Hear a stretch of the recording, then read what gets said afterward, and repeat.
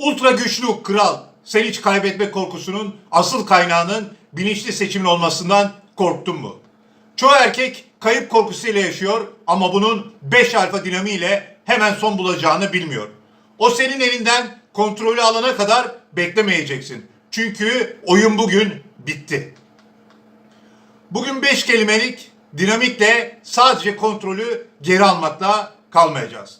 Aynı zamanda sana nasıl bir yüksek değerli erkek gibi düşünülüp hissedileceğini göstereceğim. Hatta bu 5 alfa dinamiğinin en sarsıcısını videonun tam ortasına sakladım. Hazır ol. Bak, senin o elinden kayıp giden ilişki dediğin şey aslında bir erkek frame kaybıdır. O sana ne yaparsa yapsın, seni terk etme riski bile seni korkutmasaydı ne olurdu? Bunu hissetmek için kaçıngan bağlanma stilini taklit etmene gerek yok.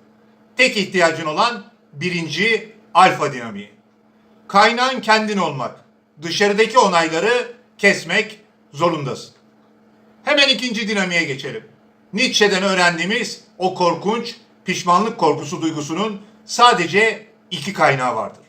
Birincisi mindset eksikliği değil, irade gücü eksikliğidir. İkincisi senin kendini ona göre ayarlaman.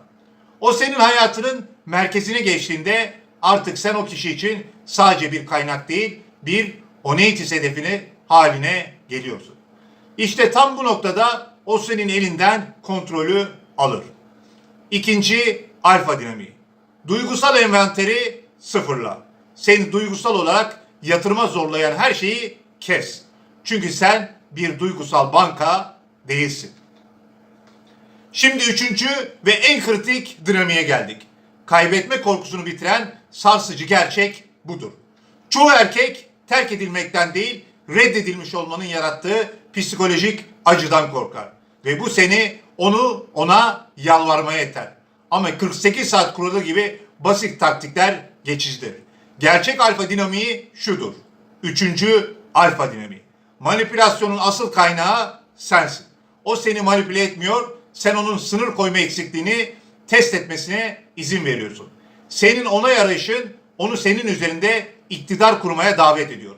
Bu gerçeği kabul etmezsen bir daha asla frame kazanamazsın. Bu gerçeği sindirmesi zor, biliyorum. Kendi hayatımdan bir anı. Ben de eskiden bir kadının Tinder psikolojisi üzerindeki gücünü abartırdım. Onu kaybetme düşüncesi. Mideme yumruk gibi inerdi, sabahlara kadar ağrı çekerdi. Ama Machiavelli'nin o ünlü sözünü hatırladım. Zorunluluklar sana asla ait olmayanı zorla alır. Ve dördüncü alfa dinamiği. Seçenek zihniyeti. Bu sadece alternatif kadınlar bulmak demek değil. Erkek stratejisini kendi hayat vizyonuna uyarlamaktır. Misyonun kadınından daha büyük olmak zorundadır. Bunun pratik bir karşılığı var. Kontrolü geri almak için tek yapman gereken şey hayatındaki öncelik sırasını değiştirmek. Eğer disiplinin onun dikkatinden önemliyse o seni kaybetmekten korkmaya başlayacaktır. Toksik ilişki tam olarak bu öncelik karışıklığından doğar. Ve 5. alfa dinamiği. Sessiz güç. Asla kendini açıklama ihtiyacı hissetme. Eğer bir şeyi kanıtlamaya çalışıyorsan çoktan kaybetmişsindir. Bunu anlayan bir yüksek değerli erkek sadece sessiz kalır. İşte bu kadar. Eğer bu dinamikler sana yeni bir bakış açısı verdiyse o zaman kanalımıza hemen şimdi abone olmalısın. Çünkü bu sadece kayıp korkusunu bitirmekten daha fazlası. Bu senin erkek stratejisiyle hayatının kontrolünü tamamen eline alman demek. Bu videodan sonra izleyeceğin ikinci adım hemen altta bıraktığım frame yönetimi oynatma listesi olmalı. O serideki içeriklerle bu 5 dinamiği pekiştirebilirsin. Unutma, sadece izleyen değil, uygulayan kazanır. Özetle kral, kaybetme korkusunu bitirmek için 5 alfa dinamiği uyguladık. Kaynağın kendin oldun, duygusal envanteri sıfırladın, onay arayışının manipülasyonunun asıl kaynağı olduğunu kabul ettin, seçenek zihniyetini benimsedin ve sessiz gücü kullanmaya başladın. Şimdi sana 3 kısa uygulama adımı veriyorum. 1. Bugün sana kaçıngan bağlanma hissi veren bir eylemi durdur. 2. Haftalık erkek frame hedeflerini yaz. 3. Herhangi bir kayıp anında bu videodaki mindset'i hatırla.